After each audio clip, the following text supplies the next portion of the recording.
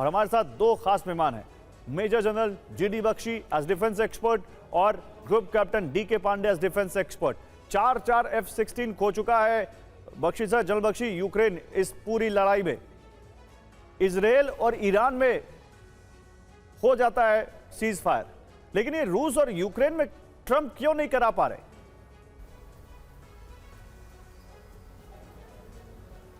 देखिए, जहां तक रूस और यूक्रेन का सवाल है, डोनाल्ड ट्रंप ने तो पुरजोर लगाया था। उन्होंने तो खैर ये भी यहां तक कह दिया था कि मैं जिस दिन चार्ज लूंगा उसके अगले दिन सीज फायर हो जाए।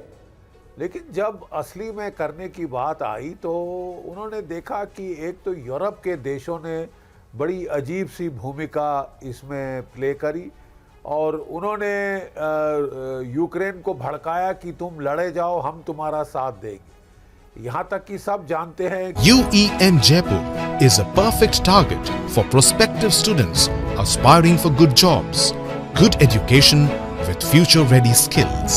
कि डोनाल्ड ट्रंप ने कैसी झाड़ लगाई थी ज़ेलेंस्की को बुलाकर वॉशिंगटन, लेकिन उसके बावजूद अमेरिका के सपोर्ट से ये लड़ाई क्या कहते हैं, यूरोप के सपोर्ट से ये लड़ाई चलती आ रही है। जहां अमेरिका ने हथियार देने बंद किए तो रूस ने लगातार जो यूरोप ने रूस को हथियार, यूक्रेन को माफ कीजिए, यूरोप यूक्रेन को हथियार देते रहा। तो इसके चलते ये लड़ाई चलती रही है और अब तो विकराल रूप ले लिया है।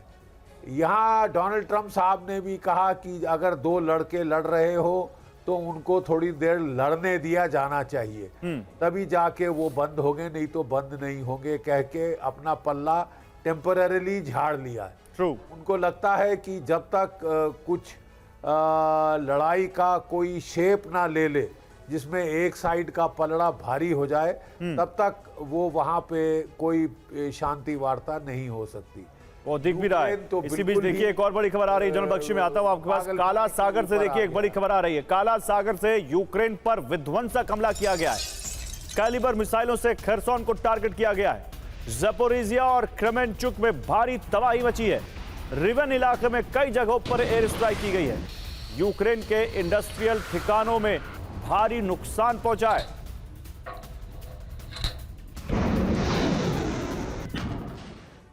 तो रूस की बड़ी एयर स्ट्राइक, यूक्रेन में तबाही ही तबाही। यूक्रेन में रूस का बहुत बड़ा हमला। कल रात से रूस ने शुरू किया हमला। यूक्रेन पर 450 ड्रोन से यह बड़ा हमला किया है। 40 से ज्यादा मिसाइलों से भी अटैक किया गया है।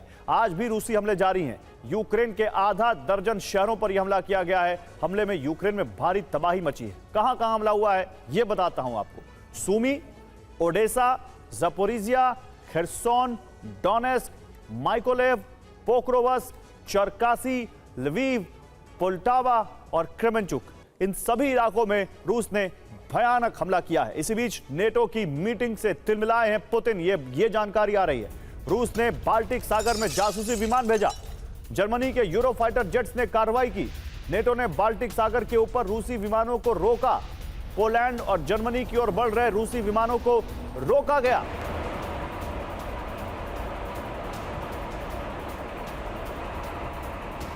तो बाल्टिक में रूस वर्सेस नेटो। नेटो ने बाल्टिक सागर के ऊपर रूसी विमानों को रोका। जर्मनी ने रूस के विमानों को रोकने के लिए फाइटर जेट भेजे। बाल्टिक सागर पर जासूसी के लिए जा रहा था विमान। पोलैंड और जर्मनी के एयर स्पेस की ओर बढ़ रहा था यह विमान। बाल्टिक सागर के ऊपर नेटो के रडार सिस्टम ने डिटेक्ट किया। कैलिनिनग्राद से उड़ान भर रहे रूसी Tu-20 विमान को ट्रैक किया। नेटो के रडार सिस्टम ने जर्मनी को इमरजेंसी अलर्ट भेजा। जर्मनी ने विमानों को रोकने के लिए 2 यूरो फाइटर जेट भेजे। पोलैंड और जर्मनी की ओर बढ़ने से पहले ही विमान को रोका गया। तो एक हिसाब से यूरोप ने कहीं ना कहीं इस वॉर में, ग्रुप कैप्टन डीके पांडे साहब, वैसे तो यूरोप जैसा कि जनरल बख्शी कह रहे थे बढ़ चढ़कर यूक्रेन को सपोर्ट दे रहा है, लेकिन क्या अब यूरोप की दहलीज पर यह वॉर पहुंच रही है? ये क्या हुआ जो अभी हमने बताया?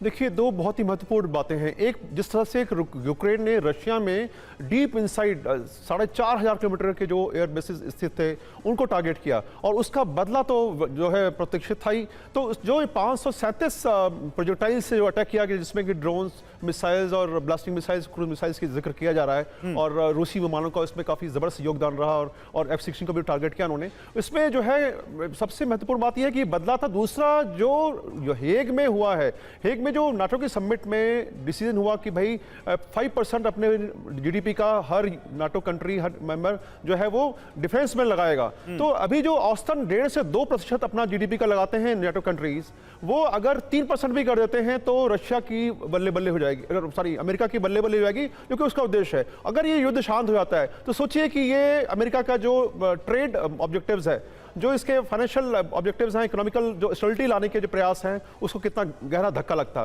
तो शांति के लिए अभी जो है उम्मीद कम ही है, कम से कम अगले 2 हफ्ते में तो लगता नहीं। हालांकि पुतिन ने कहा है, जो उनका कल का जो टॉक आया है कि वो शांति, अगली शांति वार्ता के लिए, यानी कि तीसरी शांति वार्ता के लिए इस्तांबुल में जाने को तैयार हैं। लेकिन बैठने से फायदा क्या अगर आप कोई भी दूरी जो है कवर नहीं कर पा रहे हैं। तो थोड़ा सा विषम परिस्थितियां हैं, लेवल जरूर बढ़ गया है, एरियल अटैक्स बढ़ गए हैं। कहा जा रहा है कि पिछले 1 हफ्ते में 2,500 से अधिक जो है वो ड्रोन्स और क्रूज मिसाइल्स और प्रोजेक्टाइल्स जो है रशिया पर भेजे गए।